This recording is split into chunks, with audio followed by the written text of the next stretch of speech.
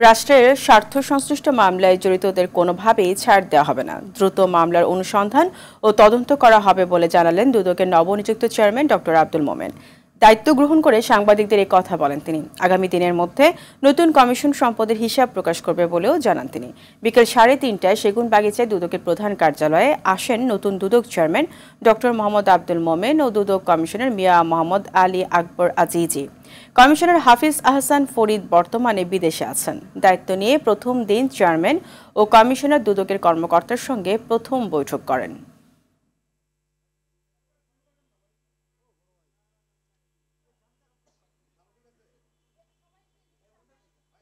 যেসব বিষয়ে রাষ্ট্র বিশেষভাবে ক্ষতিগ্রস্ত হয়েছে এবং যারা এই কাজগুলি করেছেন তারা যাতে শেষ পর্যন্ত ছাড় না পান, আমরা চেষ্টা করব সেই কাজটা যাতে আমরা সঠিকভাবে, ন্যায়পরায়ণভাবে, যথাযথ তদন্তের মাধ্যমে সমাপ্ত করতে পারি। স্পষ্টভাবে বলি, আগামী 7 দিনের মধ্যে নতুন যে কমিশন, এই কমিশনের হিসাব আপনারা পেয়ে যাবেন।